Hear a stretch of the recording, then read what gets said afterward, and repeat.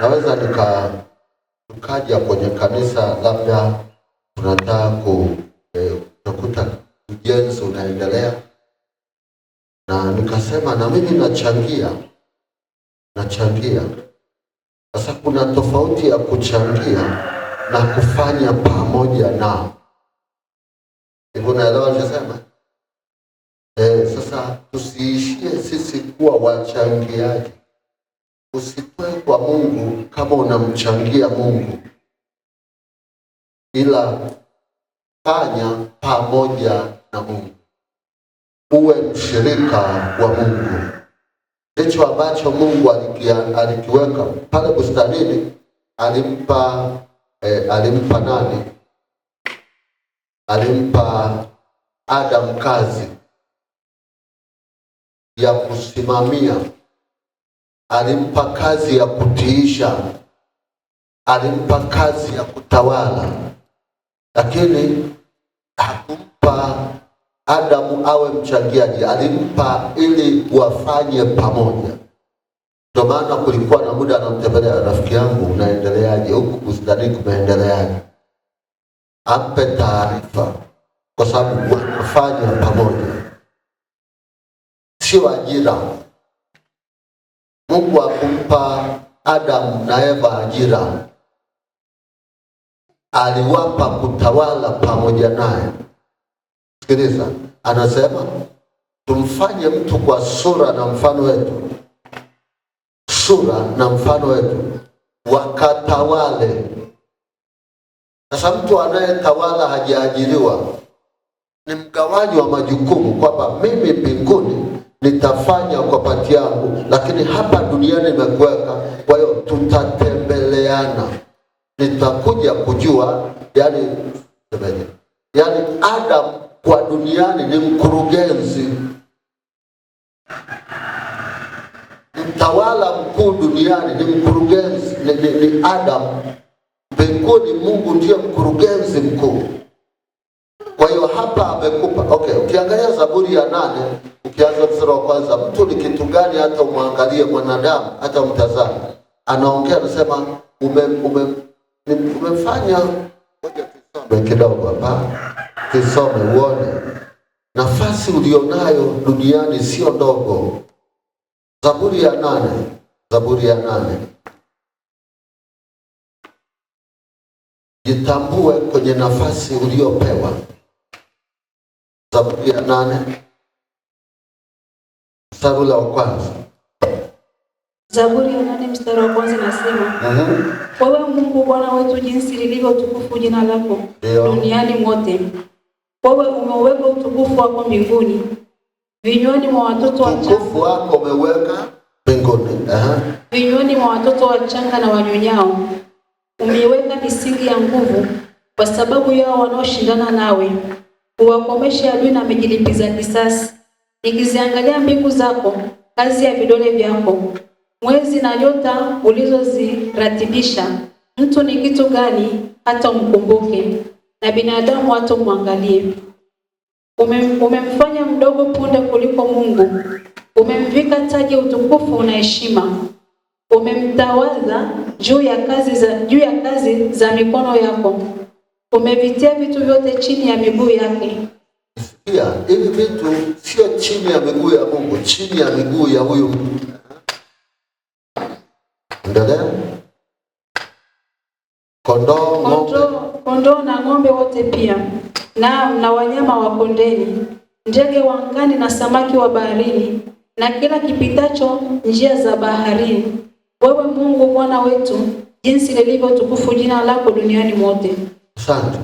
Kwa hiyo kwa mbinguni utukufu wake ameweka, duniani amemteua mtu. Adam anaweza akawa ni wewe uliyeko hapa, kwa kuna Adam na Eva yuko hapa, na amepewa nafasi duniani kwa ajili ya utawala mahali pake. Haleluya. Lakini unaona ile neno kwamba amevitia vitu vyote chini ya.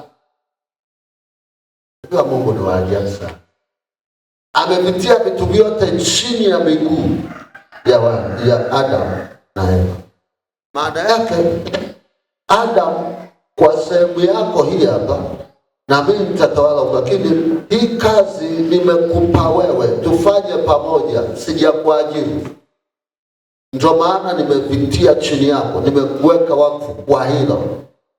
Tutakuwa tunafanya pamoja, tunashirikiana. Ndio maana Mungu alianzisha uumbaji, akampa pia Adam kuendeleza mwingine. Haleluya. Kwa hiyo kazi ya Mungu tufanye pamoja na Mungu. Jambo la pili ambalo tulijaribu kuona kwamba tuliona kuna tofauti ya kufanya kazi pamoja na Mungu na kufanya au kuchangia kazi ya Mungu. Tukija hapa tunataka kufanya ujenzi wetu, hatufanyi kwa namna ya kuchangia. Unajua njia pamoja inafanikisha sana kulikoni njia ya kuchangia. Okay, tunasema ili jengo letu kwenye hatua fulani mpaka fulani inatakiwa milioni 10. Sasa wale ambao wanafanya pamoja wasema, jamani, tushikamane hapa. Ito ushirika, tushikamane hapa. Tunachohitaji sisi sio kuchangia, tunahitaji tupate milioni 10. Hello. Hatuchangi, tunataka tupate nini? Tutimize lengo. Sasa milioni 10 tutaipataje? Tujigawanye hapa. Kila mtu alenge. Ngoja niwaambie kitu. Kwa mfano, kuna wakati tulikuwa tunafanya sherehe hapa.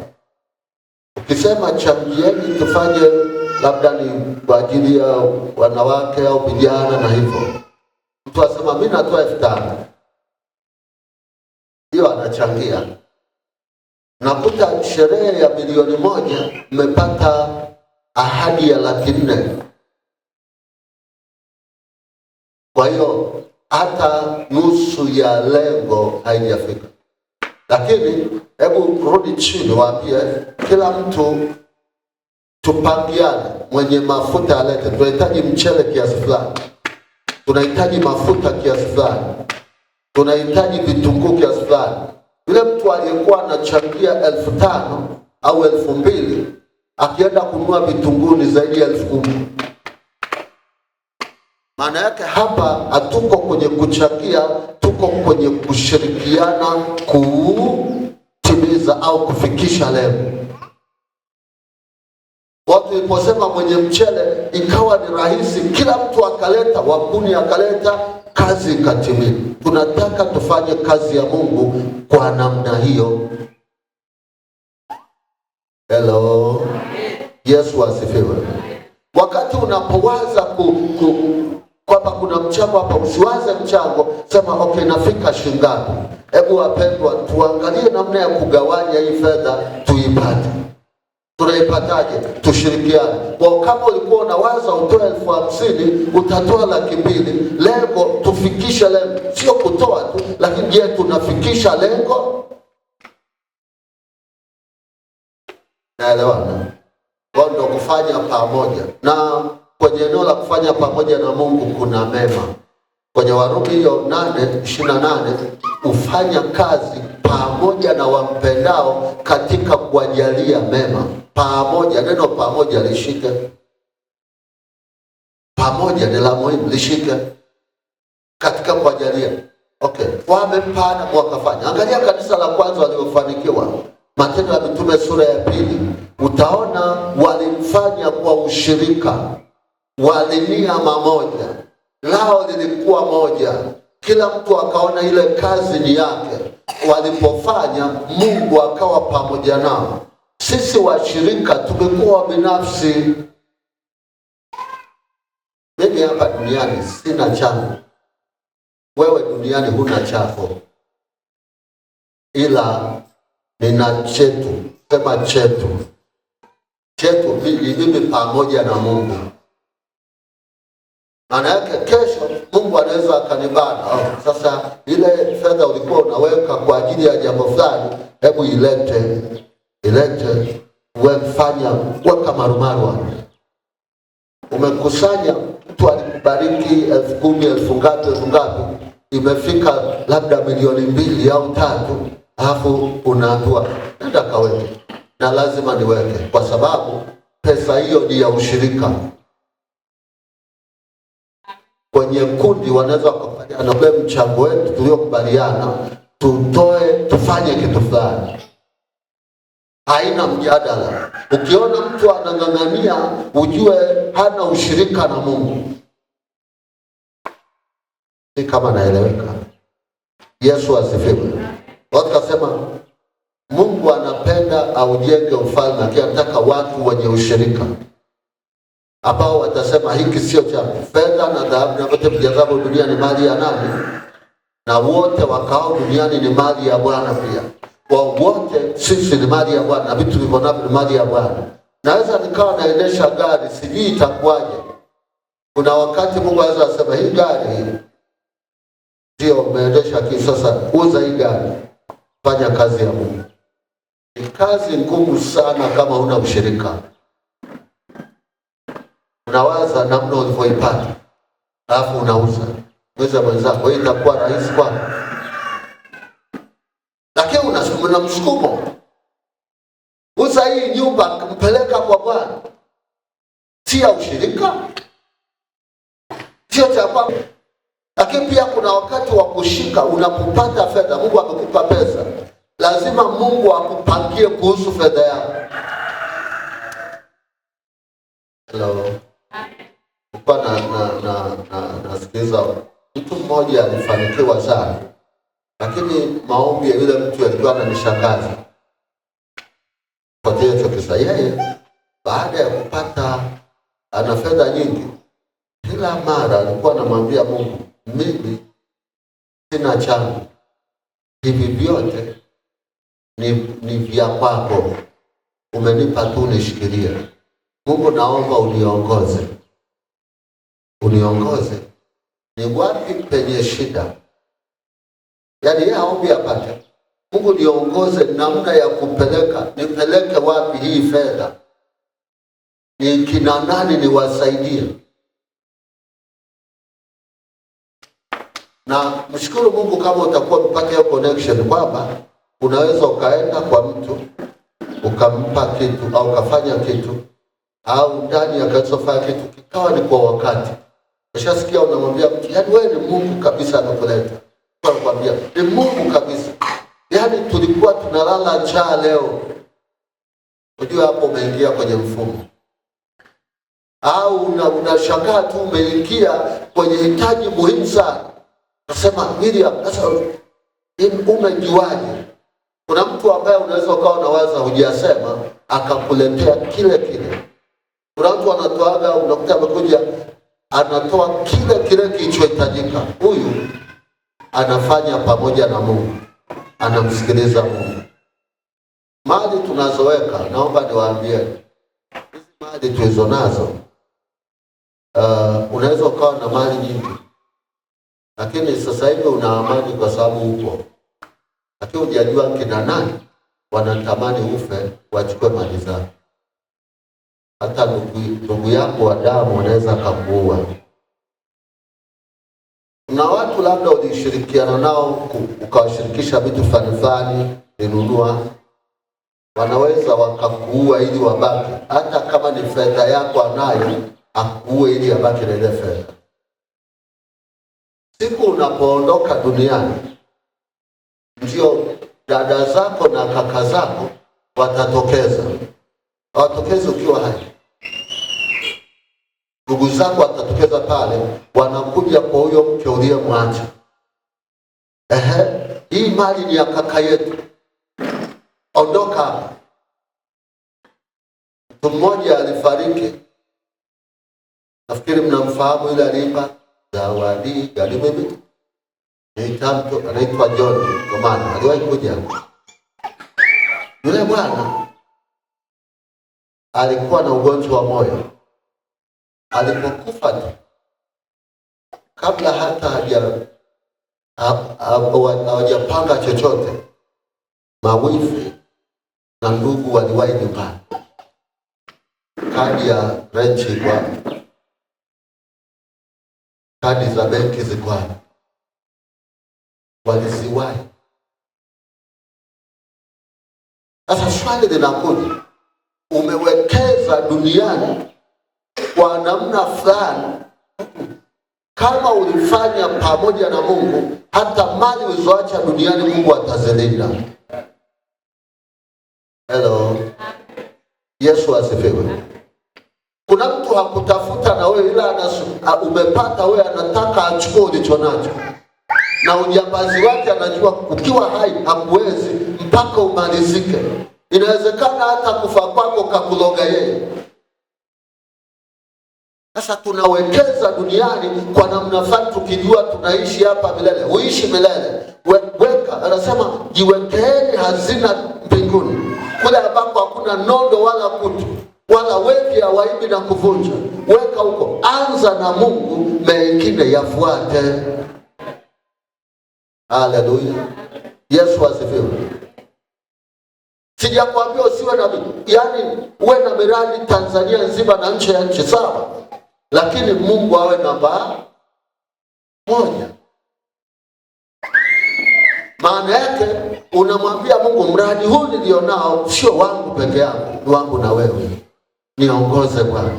Na Mungu akisema nenda kafanye. Kuna wakati Mungu anasema pia kilicho juu ya uwezo, yaani sema zaidi ya uwezo. Nakumbuka Daudi anasema kwa uwezo wangu na zaidi ya uwezo wangu, ile Nyakati wa kwanza 29, kwa uwezo wangu na zaidi ya uwezo wangu nimetoa. Angalia kitu cha enzi cha Daudi kinapoenda kwa watoto, wajukuu na vitukuu, kinatembea kwa sababu Daudi alimpa Mungu nafasi ya kwanza. Utafuteni kwanza ufalme wake na hayo mengine mtafanya. Tafanyaje? Haleluya. Yesu asifiwe. Leo tuliona neno, lakini namba pili tukaona ufanye mapenzi ya Mungu. Unapomtumikia Mungu, hakikisha unafanya mapenzi yake. Hakikisha unafanya mapenzi yake. Si kila mtumishi, si kila mshirika, si kila mtu anayejiita ameokoka au aliyeumbwa na Mungu anafanya mapenzi ya Mungu. Duniani kuna mapenzi ya mtu, kuna mapenzi ya shetani na kuna mapenzi ya Mungu. Kuna watumishi, Paulo alisema hawa wanatumikia matumbo yao. Yaani hawafanyi kwa ajili ya Mungu, wanatumikia matumbo. Kwa kila mara anapanga ni namna gani wadanganye watu. Hello. Yesu asifiwe. Sasa huyu anafanya mapenzi yake, lakini pia kuna mapenzi ya watu. Nakumbuka Haruni alifanya mapenzi ya watu. Walimwambia Musa amechelewa mlimani. Kwa hiyo bwana, hebu tunayeyusha domba za tulete kila kitu chetu cha dhahabu cha nini, alafu kiyeyushwe, tutengenezewe Mungu ndama. Yule ndama tumwabudu, maana Musa amechelewa. Haleluya. Haleluya. Na Haruni akafanya mapenzi ya watu, akatengeneza, ilimgharimu. Unajua Haruni kitokea nini? Haruni alikuwa ni nabii, Musa aliwekwa nafasi ya Mungu, lakini kumbuka baada ya Musa kuondoka, Mungu hakumwamini Haruni. Kuna watu hawataaminiwa na Mungu kwa sababu ni kigeugeu. Ni watu wanaweza wakakengeushwa na watu. Ukiwa kiongozi, usibadilishwe na watu, bali wewe badilisha watu. Haleluya. Yesu asifiwe. Na watu wengi ambao hawajui kusimamia maamuzi na maono yao, huwa wanabadilishwa, na wanapokuwa kikengeushwa hawawezi kufika kwenye lengo. Hivyo nawe kufikiri mtu anakuja kwako, anakuambia biashara ya dagaa, unauza dagaa, hii hailipi kabisa hii. Au hizi nyanya unazouza hizi, hapana, yaani nyanya zinaharibika. Unajua hata mama fulani, usifanye hiyo. Wote hatuwezi kufungua maduka. Wote hatuwezi kufanya kitu kimoja. ila kila mtu anaweza akafanya anachosikia. Otherwise ukiona kuna namna na potea, uniambie bwana, unajua hii nafanya labda pita tuboreshe. Hello.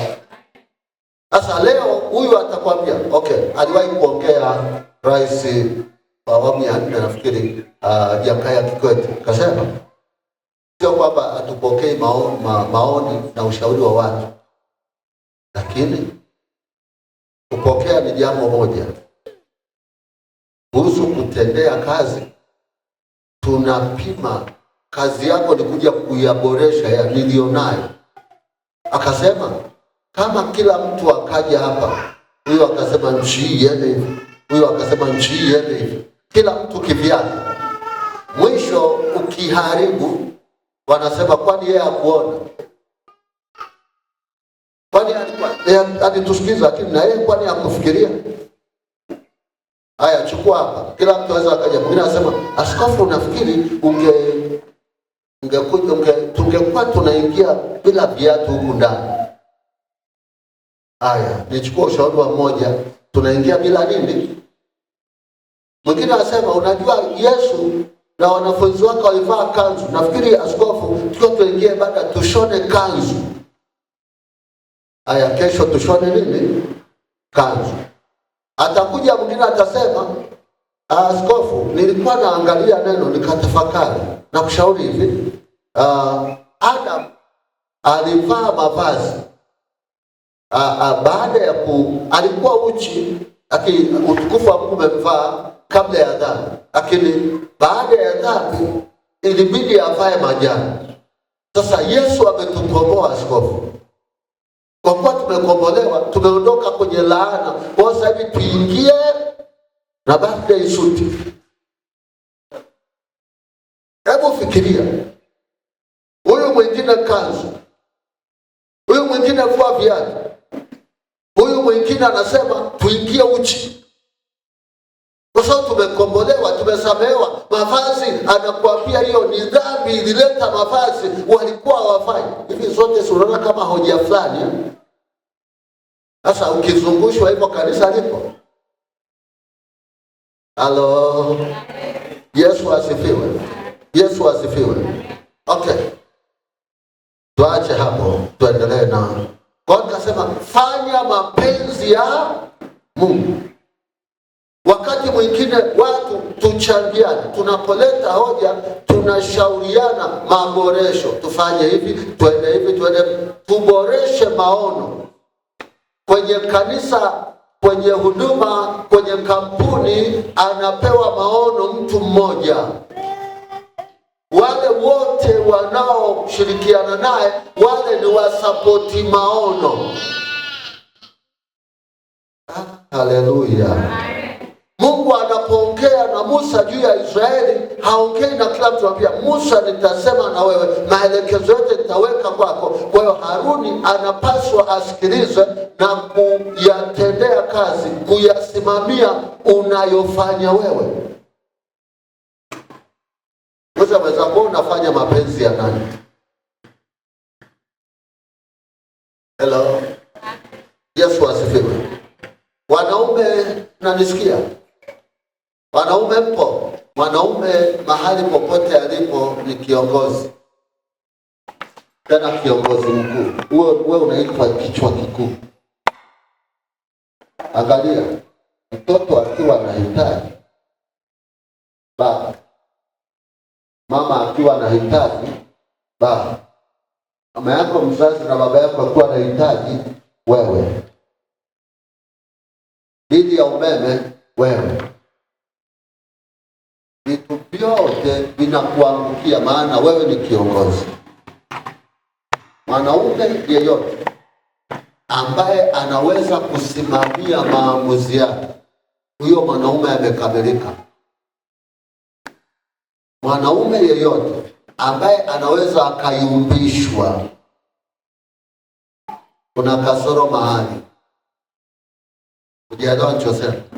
Madhara inayoendelea duniani inatokana na mwanaume mmoja ambaye alishindwa kusimama kwenye nafasi.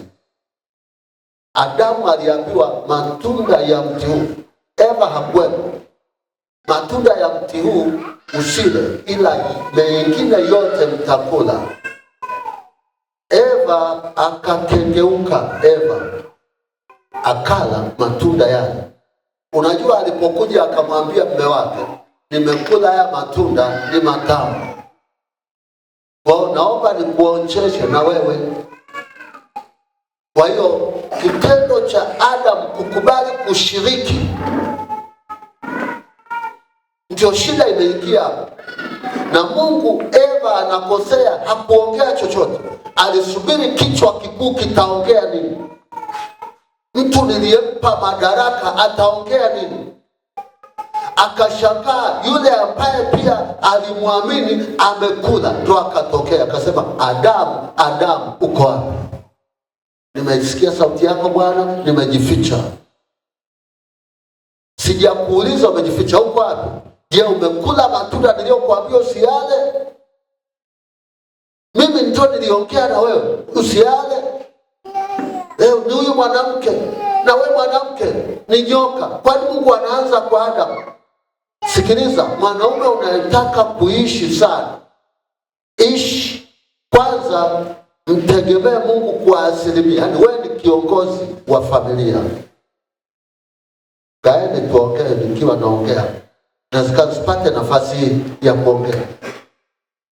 Wewe ni kiongozi wa familia, hakikisha unafanya maamuzi thabiti. Unajua nanikwambia, kwenye swala la wokovu, sorry wanawake, nitaongea na ninyi kidogo. Bwana Yesu asifiwe. Kwenye swala la maamuzi, huwa wanaume ni wazito sana. Mwanaume mkamilifu sio mwepesi kuamua, kuchukua hatua. Unaweza ukampa jambo, lakini kuamua, mwanaume anayejielewa hafanyi haraka. Ndio maana hata kwenye wokovu, ukiita mkutano mkubwa hata watu 10,000, alafu useme wanaotaka kuokoka, ukipata hapo wanaume 5 au 10, mshukuru Mungu. Lakini inawezekana kati yao 10,000, 5,000 wote wanawake wakaja kuokoka. Ijapo mwanamke asipopata uongozi mzuri dhabiti, anaweza akaachia pia. Nimeona makanisa, sorry wanawake, nataka kuweka vitu sawa. Makanisa ambayo hayampi mwanamke kuwa kiongozi, mchungaji kiongozi, ila anaweza kuwa mchungaji msaidizi. Na mimi naweza kuungana nao kwa sehemu kubwa. Kwa nini? Kwa sababu mwanamke alifanywa kuwa msaidizi, au sio? Si maandiko? Na maandiko yanasema mwanamke awe na dalili ya kumilikiwa. Kwa hiyo lazima awe na mtu anayemonitor. Maana hata shetani akitaka kuingiza maono fulani mabaya anaweza kapitisha hapo, lazima awe na mtu nyuma yake wa kumwambia hiki hapana, hiki fanya hiki. Mwanamke yote ambaye anamtii mume wake na mume wake mwenye akili pia, huyu mwanamke wataenda mbali. Wanawake wana hali fulani. Wewe maliza kwa wanaume niongee. Mwanaume ndio kuna wakati hawa washauri wasaidizi wetu wanatushauri na mambo yale ni ya msingi kabisa. Anaweza akakwambia, kwa sababu mwanamke kuna kitu amepewa nafasi ya Roho Mtakatifu. Anaitwa msaidizi na Roho Mtakatifu anaitwa nani? Msaidizi. Kwa kwenye ndoa, mwenye kunusa hatari, mwanamke yeyote anayejitambua kwenye familia ana uwezo wa kunusa hatari kabla ya mwanaume. Anainusa ikiwa mbali. Unakuja wasema mimi nataka fanya biashara na fulani, anakuambia mume wangu, huyo mtu usifanye naye. Nataka kumpa hela, usimpe hela. Huyo mtu atakuja kukusumbua. Unataka huyo mtu unayemwagiza hiyo hela itapotea, usifanye naye. Hii sasa mwanaume muelewa, mwenye ufahamu anapona. Lakini yule ambaye ana mambo ya nafanya mfumo dume, kama nitafanya, kwa lazima umjue mke wako ana upeo kiasi gani, pia lazima upime. Kama kuna vitu ambavyo mara nyingi akikuambia na ukivikiuka vinaleta shida, akikuambia kitu, kaa chini, tafakari. Siongei mwanamke mwenye majungu, maana kuna mwanamke mwenye majungu, na huyo simsemi huyo, ambaye akiona kitu. Nisikilizeni kwa makini, inawezekana hili likamponya mtu mmoja hapa. Haleluya. Ana chuki tu binafsi, ana chuki na mtu fulani, anakuambia mimi sipende ufanye na fulani, hiyo achana. Lakini kuna mwanamke pia dhaifu, unamjua ni dhaifu. Kwa mfano Ibrahim wakati anaenda kumtoa Isaka, angemshirikisha Eva, nini kingetokea? Wangeelewana? Alimwangalia mke wake, akawaza huyu ni mtoto wa pekee, na huyu mama ndio aliyenishawishiki nikaenda kwa ajili ya kazi. Kwa namna yoyote nikimshirikisha hii, misheni yangu na Mungu imekufa. Hii iko nje ya uwezo wangu, kwenye kumshirikisha siwezi. Kwa hiyo alipomhakiki Mungu akagundua udhaifu wa mkewe, alichukua hatua. Ilimnufaisha au haikumnufaisha? Angemwambia mke wake angefeli au angefanyaje? Unaelewa ninachosema? Ndio maana mwanamke connect vizuri na Mungu ili umuelewe pia mume wako. Lakini na mwanaume pia kaa vizuri na Mungu ili usiwe na maamuzi ya ovyo. Usiwe mwepesi wa kuamua mambo. Mwanaume fikiri kabla hujafanya. Lakini pia mnapokaa kushauriana, pima huu ushauri, mbona ananiambia? Mbona kama una make sense? Basi tukae tuombe mke wangu, tuone inakuwaje. Kama hili jambo litakuwa Mungu atalipa kibali tufanye. Kuna kitu anaweza akaruhusu. Sasa kwa namna hii lazima mjuane. Alafu kwenye familia nawaonyesha kitu, kuna mwanaume ambaye amepewa upeo mkubwa kuliko pia mwanamke. Yeye kwa akiamua jambo liko sawa.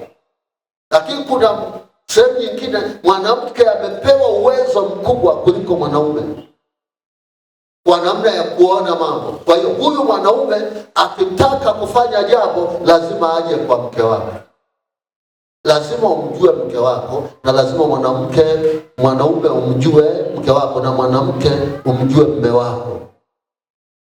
Haleluya. Yesu asifiwe. Yesu asifiwe. Haleluya. Okay, tuje tulikuwa kwa mapenzi ya unafanya ya nani? Kama Eva angezingatia kumsihi Mungu, Mungu angemwambia sikia, niliongea na Adam. Kabla hujala ile tunda, subiri Adam. Ni vizuri mwanamke yeyote, ninaongea na wanawake watarajiwa hapa, alikuwa na uwezo wa kufanya, ndio ameumba. Ndio Musa, nimekuja. Musa anamwambia Mungu, anamshauri Mungu na kumsihi Mungu, hawa watu usiwaondoe, usiwaue. Maana alimwambia Musa, mimi nataka niwaue, nikishawaangamiza wote, alafu kwako wewe nitaachilia uzao, utakuwa taifa lingine linalotoka kwako. Musa ndio anamzuia Mungu. Ndio utasikia Mungu asema, nilipotazama hapana mshauri. Kumbe Mungu anataka kushauriwa. Kwa nini anashauriwa? Kwamba Musa, nimekupa madaraka. Musa, siwezi kukuingilia. Musa, nikitaka kufanya kitu utakuja. Leo niliwaambia nataka kutoa sadaka. Sadaka hii natoa kwa ajili yako. Nimeandaa sadaka kwa mwongozo kutoa kwa ajili yako. Ninataka moja, niombe nipatane na Mungu juu ya kukulinda. Kumbuka Yesu aliomba uwalinde hawa. Lakini pili, Mungu akubariki kwa sababu amekuita huko chini. Kwa namna yote kizuizi chote Mungu aondoe akubariki. Mungu akupe afya njema. Lakini kama una mitego ya mauti na nini, kuna vitu naenda kufanya. kile nitakachofanya mimi Mungu anakiheshimu. Ndio nachosema. Kuna watu wengi sana huwa wanawazuiliaga mauti yao. Uko nyumbani, saa ingine hata kazi mnaenda unafanikiwa, uelewi. Lakini nafasi ya baba wa kiroho kwenye kufanikiwa na kustawi kwako ni kubwa. La sivyo ungekuwa na mambo magumu sana. Sasa Musa anasema, Baba, wasamehe hawa watu kwa ajili yangu. Naomba usiwaangamize. Waache. Ukiwaangamiza mimi sitaendelea na wewe. Maana watasema umewatoa kule ukaja hapa kuangamizia hapa. Kwa usiwaangamize. Mungu akamwambia Musa, kwa ajili yako wewe. Nilikuwa niwaangamize kabisa, lakini kwa ajili yako na waacha. Kiongozi amesimama mahali pake. Si kama mwanaume pia unajua nafasi yako kwa familia yako. Una uwezo wa kuamuru. Yaani baba kwenye familia akitoa laana inaenda kuliko unavyofikiri. Baba pia, wewe unaitwa kwa jina la nani? Unaitwa kwa jina la nani? Sijui au la mama. Hata mama yako akikosana na baba, bado jina lako litabaki kuwa ni baba. Halitabadilika. Kwa hiyo wewe umefomiwa kutoka. Mama ametumika kueneza. Kwa unapoanza kuheshimu, waheshimu baba na haleluya. Yesu asifiwe. Amen. Yesu asifiwe. Amen. Yesu asifiwe. Amen. Hiyo nafasi ya uongozi ni ya kuheshimu. Akikutamkia tu litatokea. Kwani Nuhu ilikuwaje? Nuhu mtoto wake amemkuta ni mlevi kabisa. Amekunywa, amelewa. Angalia, mtoto akamchungulia. Akaenda kwa wenzake kuambia, nimeona uchi wa baba. Yule mwenzake akasema, hapana, kwa nini unatangaza hiki kitu sio nzuri? Yeye akachukua nguo akarudi kinyume. Akamfunika baba yake. Baba yake alipoamka, alipotoka kwenye ulevi, akagundua kwamba kuna mtoto alimchungulia. Kumbuka alikuwa amelewa. Nuhu akaacha laana. Ilimpata haikumpata. Kichwa kikuu. Tunaweza tukashindwa kwa mgawanyo wa madaraka ambao Mungu ni Mungu wa itifaki. Yeye alipoona Musa, anamwambia Musa, nilikupa nafasi kwa na kusikiliza wewe kama kichwa cha hawa. Watu wako sio watu wangu. Watu wako Musa wamenikosea.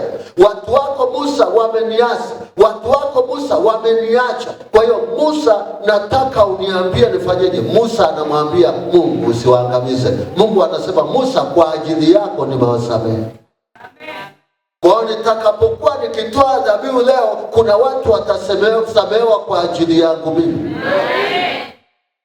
Ndio anachosema. Kitabu cha waraka wa Yakobo 5:13.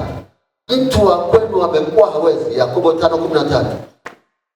Awaite wazee wa kanisa wamwombe.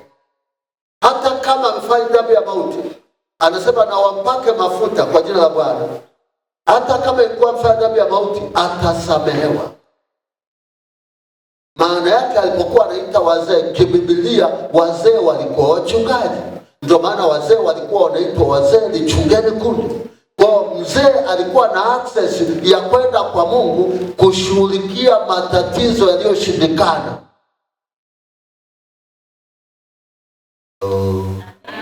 Kwamba huyu mtu alitenda dhambi ya mauti, lakini huyu mzee anaposimama, Biblia inasema kuomba kwake mwenye haki. Haki ipi? Maana yake amepewa nafasi ya umiliki, amepewa nafasi ya utawala, na Mungu anaheshimu madaraka yake. Alikuja mama mmoja hapa, alikuwa mwathirika. Na mama binti yake nikaona ile binti, baba yake amefariki, mtoto amebaki, mama naye ni mdhaifu. Kaona tufanye, kamchukua ile binti, kaendelea kumsomesha tangu darasa la 4 la 5 kuendelea. Sasa ile mama moja, binti anatoka nyumbani akaenda huko Upareni. Alipoenda tu akamchukua mama yake akiwa kwenye hali mbaya, kamsafirisha, anaenda kusalimia. Akaona amlete, hatakuwa na namna ya kufanya, amefika. Lakini yule mama akawa amezidiwa sana, yaani mpaka anageuza macho. Unaona kabisa ile hali ya mauti, mpaka kwiku imekuja. Muda wa saa 1 jioni, naangalia ile hali. Saa Mungu kweli anakuja kufia hapa ndani, wakati alikuwa kwa ndugu zake huko, analelewa huko, anasaidiwa huko. Binti amemchukua, akaona amlete mama yake. Unafanyaje? Sijamtuma kwenda kumchukua. Nikarudi saa Mungu, nikapiga magoti. Alikuwa sebuleni, tulikuwa na vyumba viwili tu huku chumbani, hapa sebuleni nyuma ya makochi, unajua, tukamweka kitanda. Kapiga magoti, kaambia Mungu, uliniita na mimi sijui kwa nini umeruhusu huyu binti amchukua mama yake amlete, na hali alionayo hii ni ya kufa. Sasa Mungu, tukubaliane, uliniita ili niponye watu, sio kuua watu. Kama atafia hapa ndani, watu wataongea, wanadamu utawazuia, watasema angalia utumishi gani huo, mpaka mtu afie nyumbani kwake. Sasa Mungu, tukubaliane, kama kweli unamuua, huduma mimi na wewe tuache. Inawezekana hujaniita, niache kabisa, maombi magumu. Lakini kama Mungu utamponya, tuendelee. Sitahitaji, yaani akifa hapa Mungu, basi mimi naacha huduma. Kama niue nimalize, sawa, mimi naacha. Nikaomba, niliomba kwa namna fulani, maombi mazito. Unajua yule mama akaanza kutoa jasho. Akaanza kutoa jasho lingi. Kaona kama mtu aliyepaka mafuta, jasho linatoka. Baadaye akawa anapiga chafya fulani, chafya. Yaani toka makozi, alikoa. Amemaliza, akafungua macho. Lakini kuangalia namna alivyokuwa anajirusha, kweli niliamini mtu akifa anateseka. Kaona kabisa ameishiwa nguvu, anaongea lakini kwa bali ameishiwa nguvu. Sasa hapa kwa kuwa amerudi, tukampeleka Mount Meru. Mount Meru alitundikiwa chupa 8 za maji. Yaani alikuwa amekauka jumla. Katundikiwa tu ule usiku na ule usiku mpaka masaa fulani, tukarudi naye akawa mzima. Akawa sasa wakati ule kiwanja kiko hapa, hakuna jengo, ndo anakuja anafagia huku, anaingia huku, akarudi kwenye afya. Dawa zilikuwa zimemkataa, lakini maneno ya kiongozi yalimrudisha. Yesu asifiwe. Kati ya vitu tunafeli sana ni kuto kwenye, alafu wanawake waombeni. Yaani mwanaume akikosea ni shida. Yaani kichwa kikiharibika, yaani utafanyaje? Kwa mfano hivyo, ushaona kichaa ni kichwa kimefanya. Unaona vitu hawafanya. Ndio mwanaume anavyokuwa. Muombee sana mume wako, hata kwa maamuzi mengine ya kuhamisha kimaombi. Unaona kabisa hapa anapoelekea, simama kwa maombi, usiwe mshabiki. Kuna vitu vinaenda anaweza akafanya vikaharibu sana, na kuna vitu anaweza akafanya vikatengeneza. Yamkini Eva angekuwa na ufahamu wa kuomba, labda Adamu ndo angekuwa anakosea, Eva aombe, Adamu angepona. Lakini mlinzi, Bwana ameumba jambo jipya, mwanamke atamlinda. Haleluya, haleluya. Yesu asifiwe. Kuna mtu amenielewa? Ile halikuwa kwenye fomu yangu limekuja, lakini Mungu alikuwa na kusudi. Bwana Yesu asifiwe. Haleluya. Kwa tukasema lazima ufanye mapenzi ya nani? Ya Mungu. Nitamani tu nisiende kwingine zaidi. Yapo jana tuliangalia pia Mungu anaenda na watu wenye akili. Ukiwa na akili unaweza ukatumika na Mungu. Mungu anakupa akili mara mbili. Kuna akili ya kwanza ya kumjua yeye ambayo iko waraka wa kwanza wa Yohana sura ya 5 mstari wa 20. Kuna akili ya kumjua Mungu pale. Waraka wa kwanza wa Yohana sura ya 5 mstari wa 20. Mungu ametupa akili kumjua yeye. Lakini kwenye Kutoka 35 kuna akili. Ujinga huku kanisani ni kuto kuyajua mapenzi ya Mungu yapendezayo. Ujinga ni kufanya dhambi. Hello. Yesu asifiwe. Huo ndio ujinga. Anasema hivi, enendeni kwa kuukomboa wakati, maana nyakati hizi ni za uovu. Muhakiki, anasema kwa sababu hiyo sio wajinga, bali muhakiki ni nini yaliyo mapenzi ya Mungu na ya kupendeza. Kinyume cha mjinga ni mwenye akili. Kwa kama una akili wewe ni mjinga, na mjinga hajui mapenzi ya Mungu. Kuanzia leo uwe na akili katika jina la Yesu. Haleluya. Haleluya. Yesu asifiwe. Yesu asifiwe. Wangapi wamepata kitu asubuhi ya leo? Umepata kitu? Natoa hili ulikumbuke na ulifanyia kazi.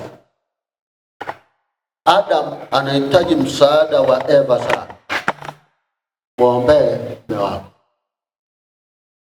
Lakini Adam pia aliyeko hapa anahitaji kuwa mtu anayempenda Mungu na mtu asiye mwepesi wa maamuzi.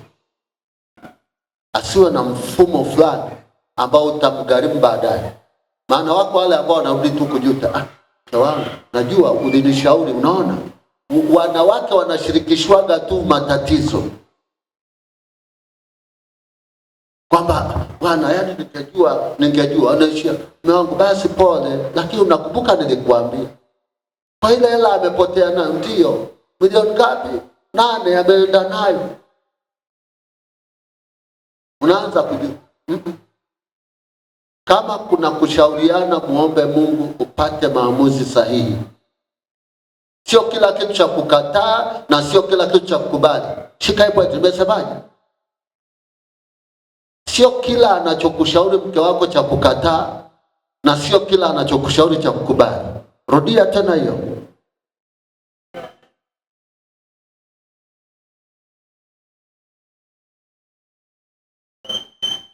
Hapo sasa kwenye cha kukubali kuna wanaume ndio wameongea. Nimesikia Kevin peke yake. Yesu asifiwe. Maana yake kuna cha kukubali ambacho kabisa unaona ushauri huu una manufaa, kuna kitu. Lakini kiko ambacho kabisa unaona kwa mfano anakuambia unatakiwa ukamtoe Isaka, lakini hapana, huyo sio Mungu. Wewe umehakiki kabisa ni Mungu, sauti yake imedhibitika, utaenda kumtoa, utamwacha. Hiyo utamkosea kwa wakati huu. Lakini wakati fulani ataona kweli hata ulichokifanya mume wangu sana. Lakini ukosee mwanaume, ole wako. Hiyo itakuwa fimbo. Wamama, haleluya. Si unakumbuka na siku ile? Kuwa makini kwenye maamuzi. Haleluya. La mwisho andika. Maana baada ya pili nitakuwa na message nyingi. La mwisho andika. Tuna kutumika pamoja na Mungu kwa kigezo kimoja ambacho ni upendo. Ndio la mwisho. Tunapaswa kutumika na Mungu kwa kigezo kimoja ambacho ni upendo. Kabla hujatumika na Mungu, hakikisha mizani yako ya upendo imebalance kwa Mungu. Okay, sikia. Upendo ukipita kwenye ndoa, ukipita watu fulani wanaoshirikiana wakapendana, wana uwezo wa kufanya mambo na wakaelewana, kwa sababu upendo ni injini. Ndani ya upendo kuna uvumilivu. Wakorintho wa kwanza 13. Upendo unakustahi. Wakorintho wa kwanza 13 kuanzia mstari wa kwanza. Upendo huvumilia. Upendo hauhesabu mabaya. Upendo hauhusudu. Yote yakae ndani ya upendo. Kwa kama unataka kufanya pamoja na Mungu na ushirika na Mungu, lazima pia uwe na kumpenda Mungu, au tuseme mpendane na Mungu. Warumi 8:24. Mungu hufanya kazi pamoja na wale wampenda. Wafanyaje? Wampendao, katika kuwajalia mema walioitwa kwa kusudi. Huwezi kumtumikia Mungu usiyempenda. Utumishi bora ni utumishi uliotangulizwa na upendo.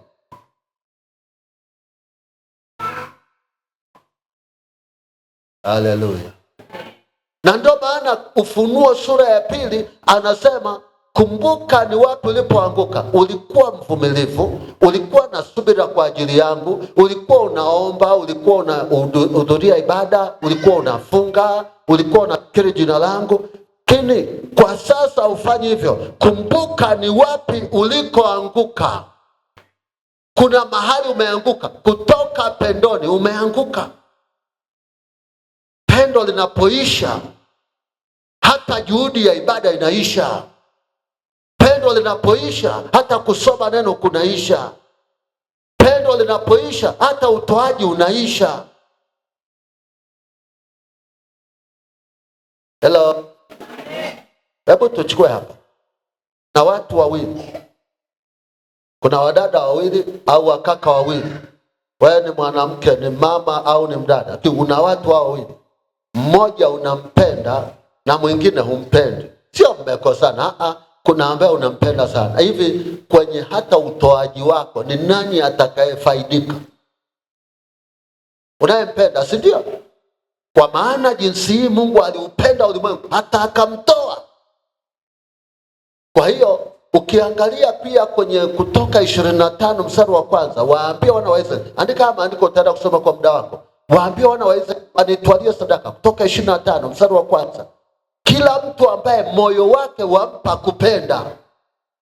Wakaja kila mtu ambaye moyo wake ulimimiza, na kila mtu ambaye roho yake ilimfanya kuwa apenda, wakatoa sadaka. Ukitoa ya upendo ni kamilifu. Hello. Yesu asifiwe. Haikushindi. Haijalishi gharama ya hicho ulichonacho kwa mtu unayempenda. Unaweza ukawa na hela, unambia, bwana nina hii 100,000, wewe chukua. Unambia, mbona nilipa 100,000 yote? Umebaki nani? Unambia, mimi hata nikiwa hivyo hamna shida. Wewe uwe nayo. Unajua hapo na upendo.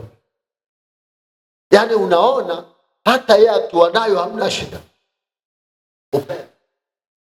Na ukitaka kutofautisha, wakati unapoenda kusaidia watu unafanyaje? Shingapi? Ukimpa 1,000 kuna bahati. Lakini sina. Au ulienda pale wale wanaokaa omba 100, unatafuta 100, hii siye katoboa mfuko hiyo. Au mtu akuja, sina, nilionao ni 1,000 tu ndugu yangu kusaidia. Lakini kuna hello baby. Baby yule ipo, ya kwake ipo. Bwana mmeangalia chini. Haleluya. Yesu asifiwe. Mpende Bwana Mungu wako kwa moyo wako wote, kwa nguvu zako zote, kwa akili zako. Mpende. Mfanye Mungu awe kimbilio lako. Kuna mtu akwambia kanisani huko ni mbali, mtu askofu, nimehamia mbali kwa siwezi kuja kanisani. Huyo ampende Mungu. Hao wametoka kule Mrombo kule. Usio upendo huu. Hebu turudi kidogo. Kevi alipochumbia alikuwa Sanawari. Sanawari palikuwa kama hapa na Tajani. Ni kweli. Si kweli Kevi. Yaani pale Sanawari pamekuwa ndo maskani yako, utaenda vipi yaani una namna fulani. Kama sasa hivi unaendaga Sanawari uniambie mwaka umeenda mara ngapi, lakini wakati ule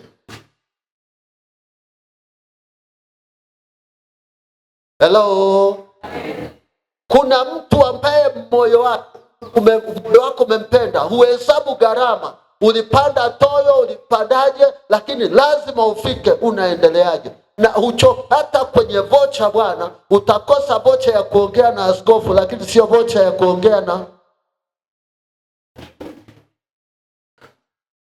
Unaweza usimpigia askofu ndani ya mwezi mzima, hujawahi lakini yule kwa masaa.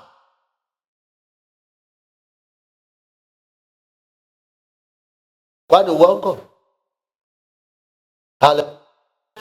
Kwa hiyo upendo ukiwepo, upendo una nguvu kama mauti. Sasa lazima tuweke upendo ule kwa Mungu, tumpende Mungu kuliko hao wanaokuja kukujeruhi moyo. Unaenda kumwambia mtu nakupenda, nimekuzimikia, nimekufia. Mfie Mungu. Unafia watu ambao anachukua kisu anakuchana mpaka unapata pressure. Nasema hivi, mpende akupendaye ni Mungu, ndio mwenye upendo wa kweli. Wanadamu wanavigeuka. Usimwache Mungu danganywa na mtu anayekwambia baby, unajua Mungu alikuumba Jumatatu, wakati akili tulia. Kwani wewe hujikubali wewe? Hello? Kwani wewe hujikubali na uzuri mpaka uambiwe? Ana kusifu unapandisha mabega. Na mwanaume mwingine unaenda kulala mapajani kama Samsoni kwa Delila akinyolewa. Anayeruhusiwa kuniita baby ni mama yangu mzazi. Niangalie vibaya, mimi ni mhubiri wa Injili. Ni mhubiri wa kweli. Acha kudanganyika. Alafu kuna watoto wana tabia mbaya, ni usiseme.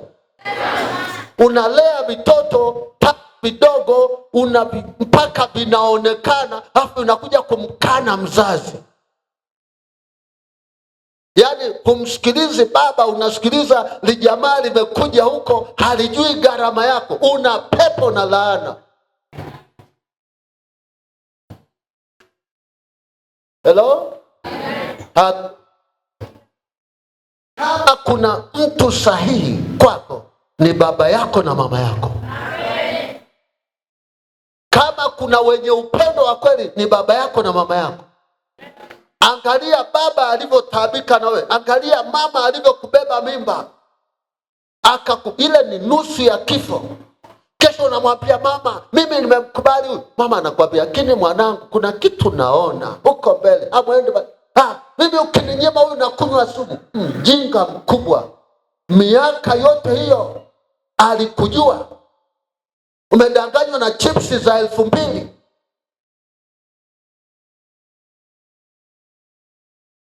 Najua hapo useme amen, kweli mchungu. Lakini penda anayekwambia ukweli. Unaenda kung'ang'ania mtu, mimi naenda, alafu yakisha kushinda baba na mama, ningewasikiliza, nisameheni, kule nimeteseka. Unakuja yaani kama ukienda uking'ang'ania, teseka mwenyewe. Tusisumbuane. Wazazi, haleluya. Haleluya. Yesu asifiwe. Unamsikiliza nani zaidi? kalikokuja tu kukupa lift ya bodaboda. Lift ya bodaboda. Wewe lift ya bodaboda.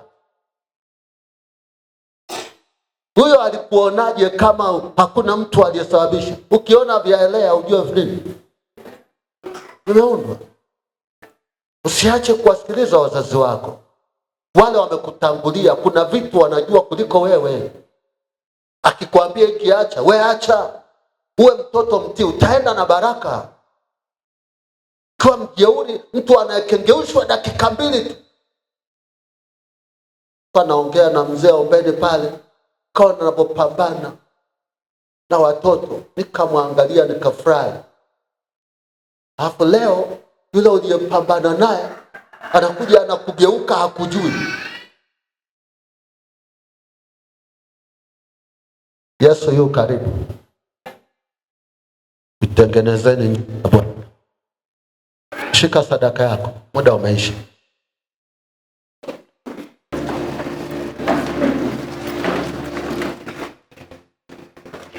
Kaeni eneo hili la madhabahu.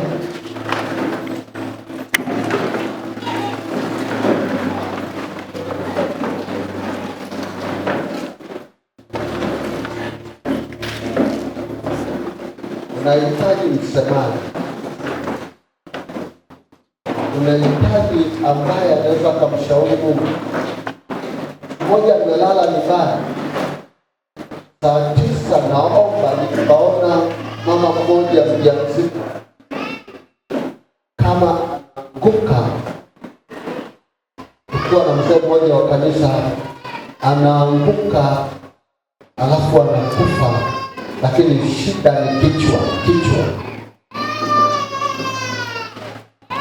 Kitu kikaniuma, naomba kwa mzigo sana. Kikaniuma.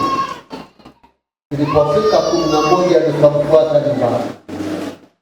Nimeomba kamfuata. Kaambia kuna vitu vimekutokea usiku. Nimeona nije hapa. Nilipoenda akaniambia kama sikufa leo basi sitakufa tena. Akaniambia aliyoumwa, lakini baadaye akaona angalau nafuu. Nikamwombea. Kweli akufa akajifungua salama.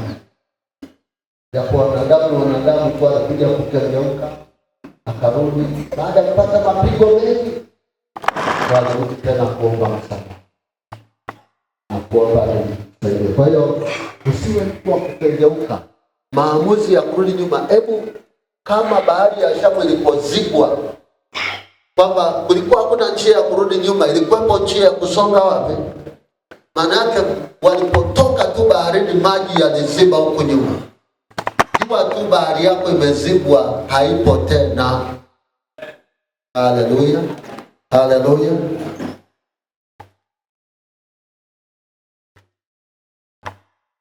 Weka mikono yako miwili moyoni. Takuwa naomba kwa ajili yako. Baba wa mbingu na nchi, Mungu unayeishi, Mungu unayemiliki, wewe ambaye ni Mungu na zaidi yako hakuna aliye kama wewe. Asante kwa ajili ya hatua hii njema. Asante kwa ajili ya mwongozo huu ulionipa kwa ajili ya watoto wako. Wako watoto, kwa mama, wako wa baba, wako vijana, nao wamekuja mbele zako.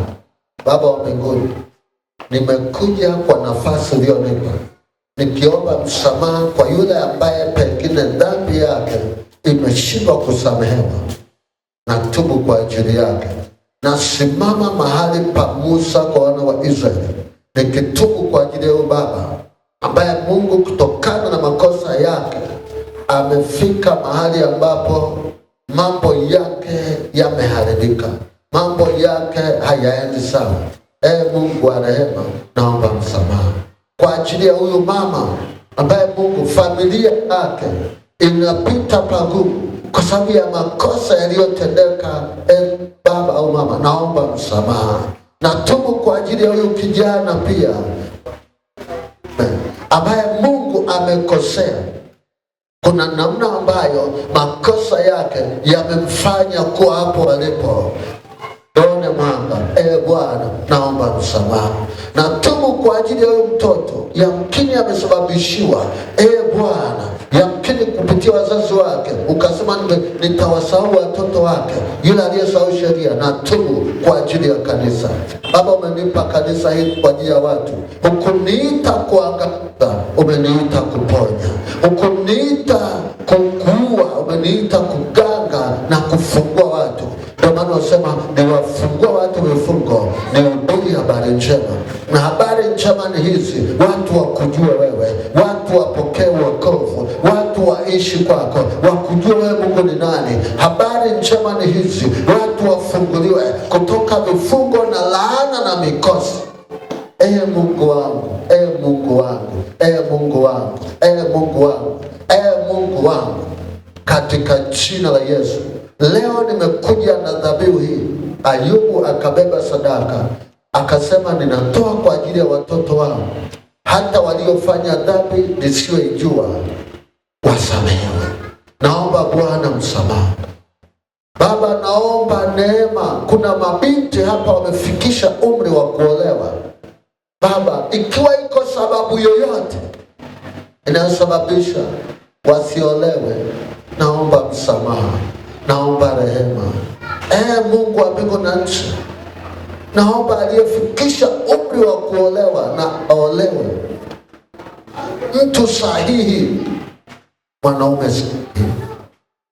Na yule kijana aliyefikisha umri wa yatosha sasa, Bwana, fungua lango.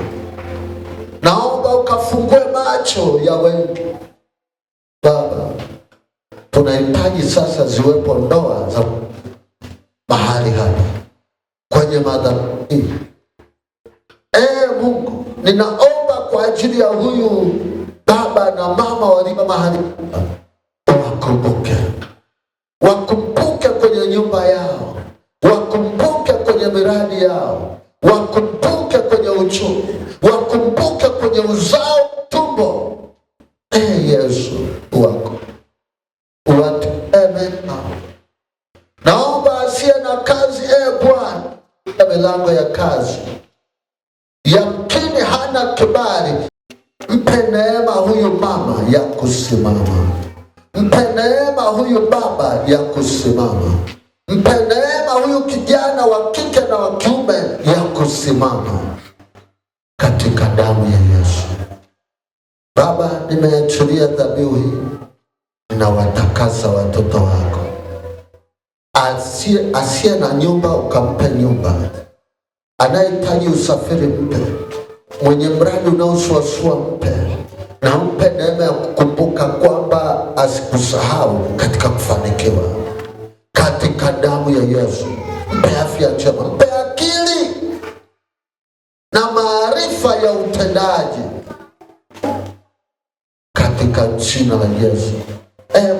Naomba kupitia madhabahu hii Rabusaya, kuomba. Endelea kuomba kwa ajili ya mahitaji yako. Endelea kuomba. Rakoshiki lele mandori ya baba. Mweleze Mungu hitaji lako lolote huko madhabahuni pake.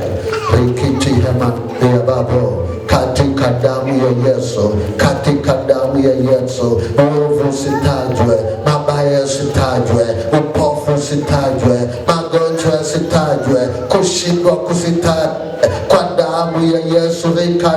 Rikandorobobosa, rikitia mandorobobosika, rikintiria mandoria babosa ya roho. Upendo Bwana itawale. Ondoa magonjwa, ondoa vifungo, ondoa laana, kila roho za kufuatilia wengine, ujana unaofuatilia, ondoa ujana huo, ondoa ugane pia kufuatilia.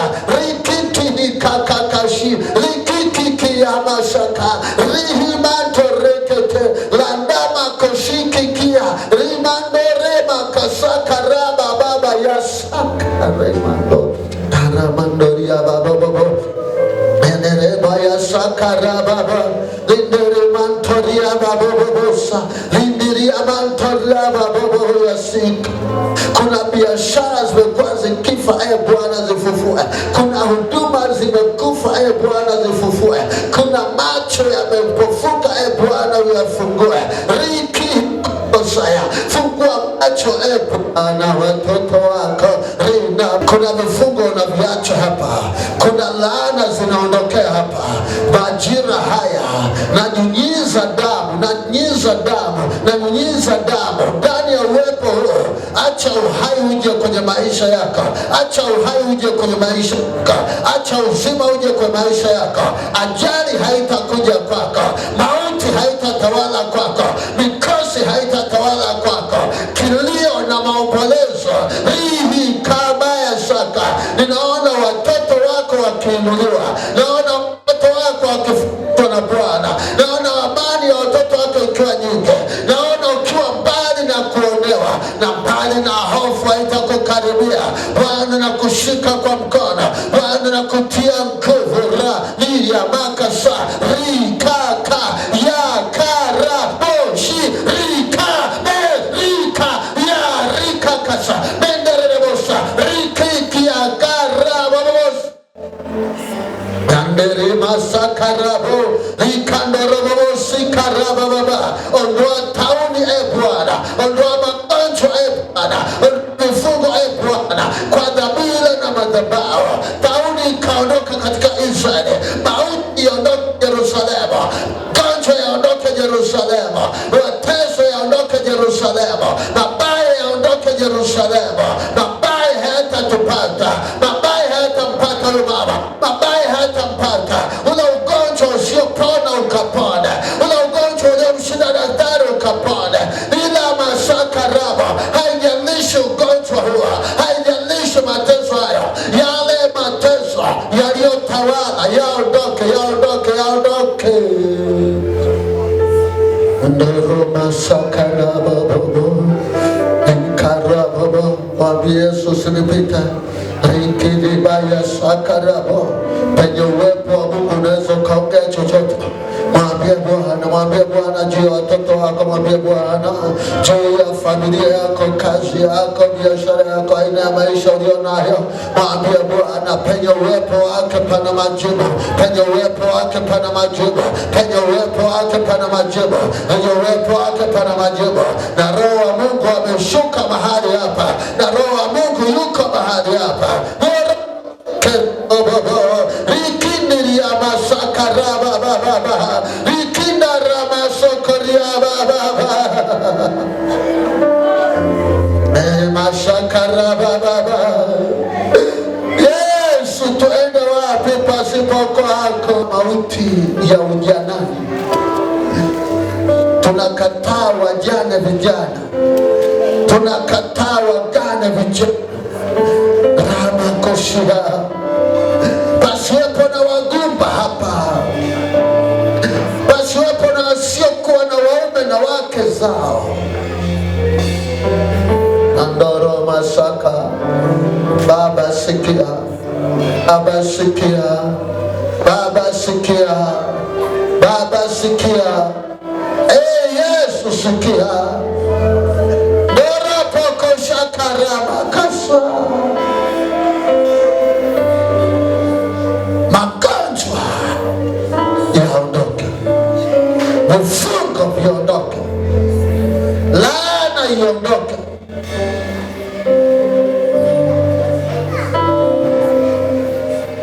Kuzika kusiwepo, operation isiingie kwenye mwili wa mtu, watoto wetu wala sisi wenyewe. Mauti iliyo kwenye viungo, macho, masikio viondoke. Udhaifu wa ngozi na mifupa viondoke kwa jina la Yesu wa Nazareti. Baba, agano hili liwe agano la milele. Kwa dhabihu hii uwatetee watoto wako, uwalinde watoto wako, uwapiganie watoto wako, uwatetee mema watoto wako, na wabariki na tamka baraka.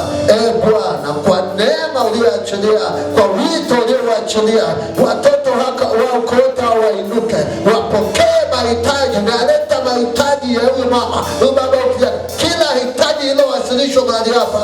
Bwana, nisogeza kitende pako, jibu Bwana, ili uwe ushuhuda na utukufu kurudia wewe, katika jina la Yesu Kristo. Baba, nakushukuru na kuinulia sifa na heshima. Na nyenyekea kwako, na nyenyekea madhabahuni mwako. Historia ya mwanao ikabadilike kuanzia leo. Jambo jipya likatendeke. Uliye na hofu juu ya mumeo, Bwana anaingilia kati, katika jina la Yesu, katika jina la Yesu. Hata kufa tena. Ninaona mtu anaota ndoto, kuna watoto waoni kabisa kwenye mfumo wa ndoto, na mtoto ambaye haonekani amepotea, alikuwa na roho ya mauti. Bwana amesema hata kufa tena, anaenda kuishi. Na mtu umekuwa unaona kaburi pembeni yako, kila ukikaa kuna hali ya mauti na kaburi. Bwana ameondoa kaburi mbele yako, kuna uhai, kuna kuishi tena, katika jina la Yesu. Na watu sio mmoja ambao umekuwa kwenye nyumba vilivyochakaza na unajiona umerudia shule ya zamani, unafanya mtihani na unasoma mle, lakini ushatoka na kinyumba cha zamani sana uko kule. Bwana amekutoa leo, Bwana amekutoa leo. Maisha yale hutayaishi tena, mauti haitatawala. Wewe uliokuwa unatembea kwenye makaburi, Bwana ameondoa hiyo mauti, haitakuwepo tena. Hutaishi makaburini tena. Kuna nguvu ya kukuvusha hapa. Bwana ameshuka ili akuvushe, akutoe. Iko operation hapa. Ndio. Dara makasa. Kuna mwingine nimeona anaongozana na mama mmoja mahali fulani Jangwani, na yule mama ni mtu aliyeshika maisha yako, ni mchawi wa maisha yako.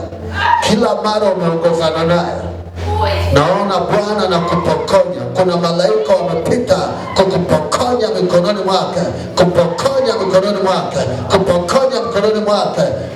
Hata kupeleka tena, hata kupeleka tena.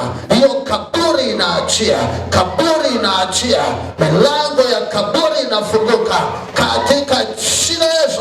Achia huyo, achia nafsi yake, achia nafsi yake, achia nafsi yake, achia nafsi yake. Leo ni siku ya ukombozi, ya ukombozi. Umekuwa unamuota yule baba yako, yule mtu wako aliyekufa, unamuota mara kwa mara. Kuna namna ambayo unakutanishwa naye, ule mlango wa mauti unaokunyemelea. Leo Bwana anaondoa mauti hiyo, mauti inaondoka, mauti inaondoka, mauti inaondoka, mauti inaondoka. Hawatakuja kukuchukua, hawatakuja kukuchukua, hawatakuja kukuchukua. Rapokoshi rikando. Inua mikono yako mahali ulipo, sarenda kwa Bwana. Baba shaka rama kore raba baba saya. Kuna ndoa za majini pia zinavunjika. Kuna watu hawaolewi kwa sababu ya ndoa za majini. Leo sadaka hii inafungua watu, majini yanaharibiwa. Ninaona moto upanga unapita mpaka kwa kizazi, unapita mpaka kwa kizazi. Majini yanaharibiwa, majini yanaharibiwa, majini yanaharibiwa leo. Hiyo ndoa inavunjika. Kuna mtu akiingia kwenye hedhi anapata ndoto fulani na unakuwa na maumivu mengi. Wako malaika hapa wanakushughulikia. Kuna aina ya majini yanayokudominate, yanayokushughulika na maisha yako. Kwa jina la Yesu, yale maumivu wakati wa hedhi yanaondoka, yanaondoka.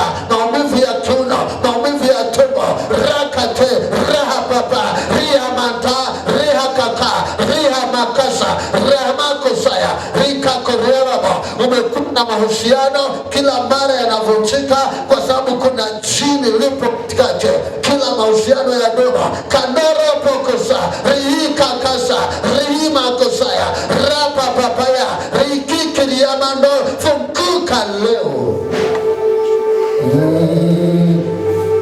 makosi ndara papaya rekandorobobo yakatamasaya. Nguvu za Mungu, nguvu za Mungu, nguvu za Mungu, nguvu za Mungu, nguvu za Mungu, nguvu za Mungu, nguvu za Mungu, nguvu za ukombozi. Pokea ukombozi hapo ulipo, hapo ulipo, hapo ulipo, hapo ulipo. Hayo yanayokushambulia, yanayokushambulia paka. Ndio rakati rahapapa. Kuna mtu unasikia upande mmoja, mara kwa mara unakufa ganzi. Kuna nguvu ya chini imeingia ndani, roho ya kupooza na stroke imeingia ndani, ilitumwa ndani ili kupoozesha. Sikia, Bwana anaondoa kupooza kwako asubuhi ya leo. Kupooza hakutakuwepo tena, kupooza hakupo tena, kupooza hakupo tena, katika jina la Yesu. Kwenye madhabahu hii agano jipya linapita kwenye maisha yako. Ukombolewe, ufunguliwe, uwekwe huru katika jina la Yesu Kristo. Katika damu ya Yesu. Ramakosa papa saya ramakoshekelemo ele makosaya. Katika damu ya Yesu Kristo. Baba, ninawafungua watoto wako kwa dhabihu hii, naleta nafsi zao nazipatanisha na madhabahu yako.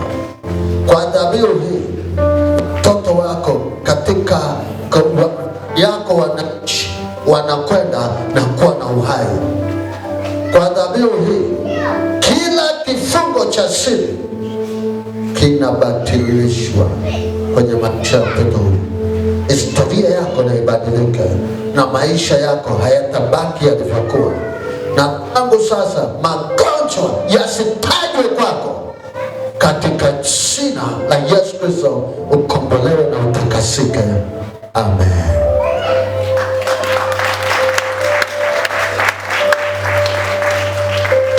Unaweza ukasimama.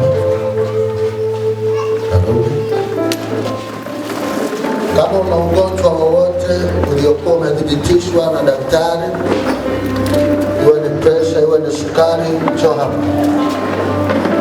Leo ni mwisho wa ugonjwa huo.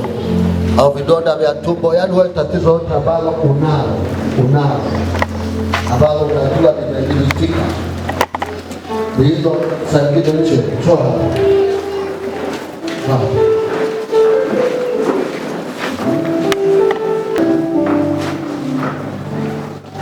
Kama utasikia kumshukuru Mungu, kutoa sadaka, itoe wewe kama shukrani, na utatoa hapa nilipo kwenye hiki chombo kidogo.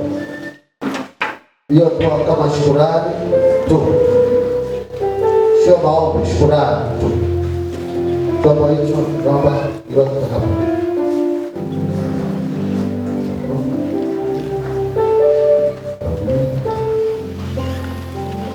Kama pengine mgonjwa ni mama yako, ni baba yako, ni nani, presha inaua, sukari inaua, ni ndugu yako, ni mtoto wako, tunapoomba leo, Mungu anamaliza leo, sio kesho. Baada ya hapa, operation inayopita inakomesha. Inua mikono juu. Baba wa mbinguni, wewe ni Mungu, zaidi yako hakuna aliye kama wewe. Bado niko mbele yako kwa ajili ya dhabihu hizi. Ikiwa kuna mtu mmoja anaweza akainuka kwenye familia na kuingiza familia kwenye agano la mauti, na kila mwaka kifo kinatokea kwenye familia, basi kuna mtu mmoja anaweza akasimama kuingiza uhai kwenye familia na uzima.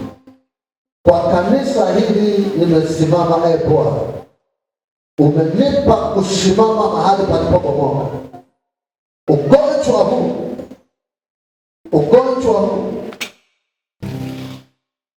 wewe ndio unaweza kuuponya. yuko ambaye amekuja yeye mwenyewe.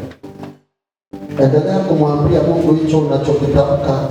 Mami naomba, lakini mweleze Mungu hicho unachotumaini. Baba, kwa jina la Yesu.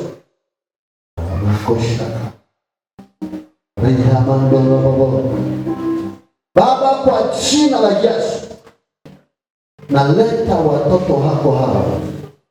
Natamka uponyaji. Natamka uponyaji. Ugonjwa wowote, mauti yoyote, kifungo chochote, Rabakoshi, katika jina la Yesu Kristo, funguka. Funguka. Funguka.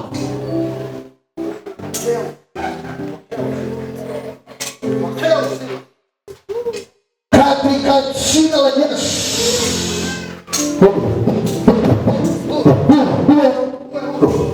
Kwa jina la Yesu Kristo.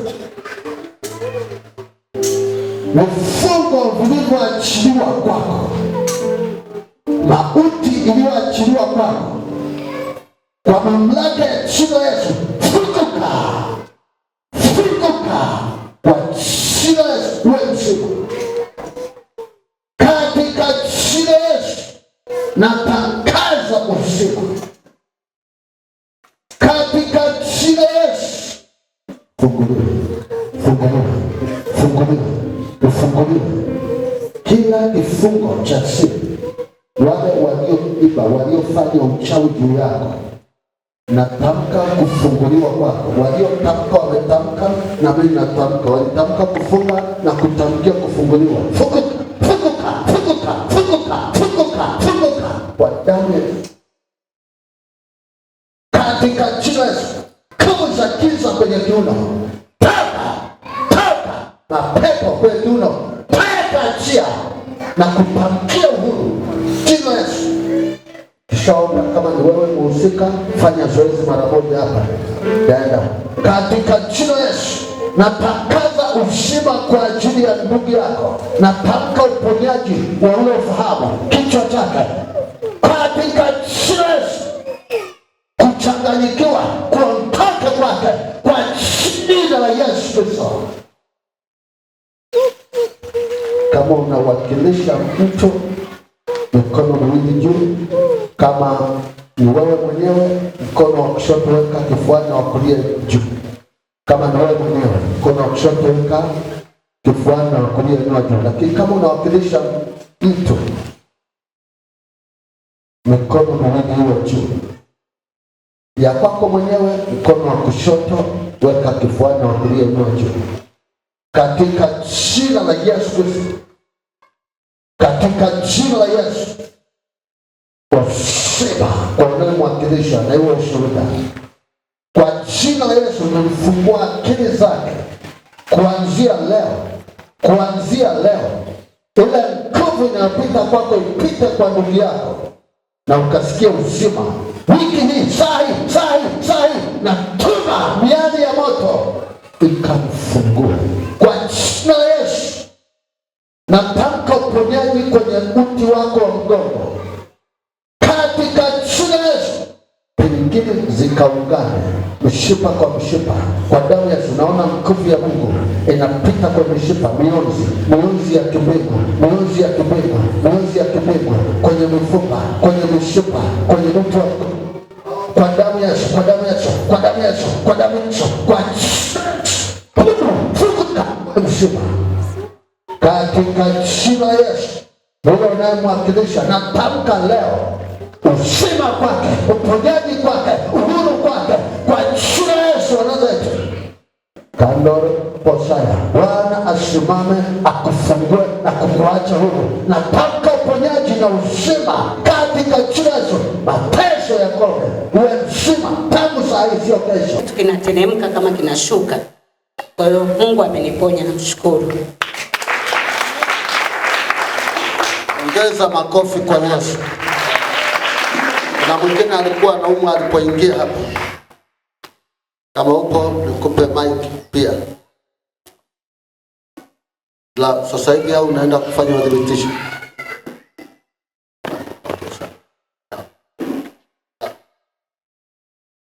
Kuna mwingine alikuwa anaumwa sasa hivi amepona?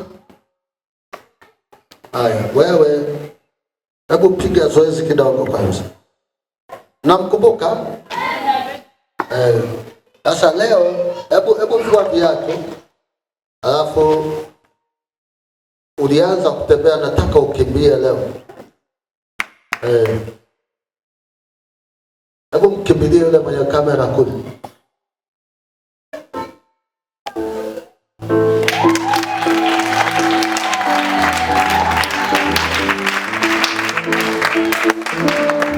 Kimbia tena, njoo huku.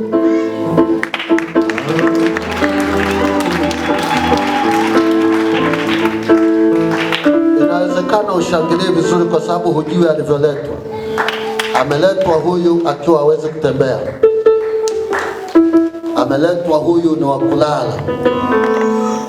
Mnakumbuka tulimwombea, leo uponyaji wako umekamilika.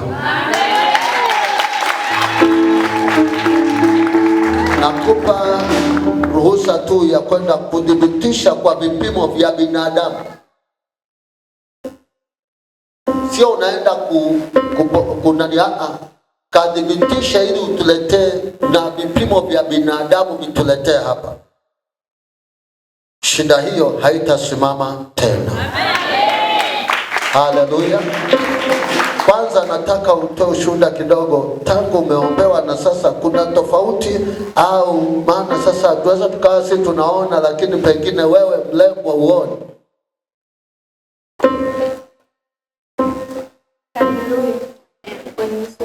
Amen. Amen. Kwa sababu amenitoa mbali. Nilipokuja hapa nilikuwa nasikia mwisho wangu, kwa sababu nilikuwa nasikia mifupa yote inanitafuna. Yaani siwezi chochote. Yaani sina furaha kabisa. Yaani nilikuwa tumaini la kuishi hakuna. Lakini kiukweli itoshe tu kusema sifa, heshima na utukufu na mrudishia Bwana Yesu kwa kuwa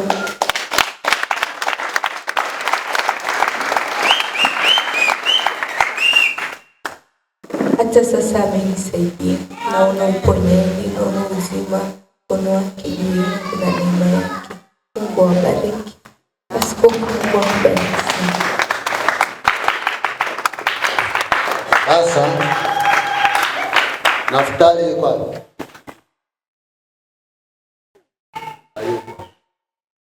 haleluya. Okay, sawa. Basi nenda kawape watu wote mkono hapo, waambie nimekuwa mzima, msio na mashaka nami. Kwa jina la Yesu. Wewe la mwingine ninyi mtaletea kisho, sawa? Bwana aende na ninyi, mtaletea udhibitisho.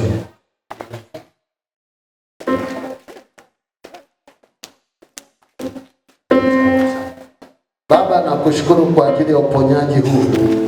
Asante kwa madhihirisho yako na neno lako ambalo limepita na ufunuo huu. Jina lako libarikiwe.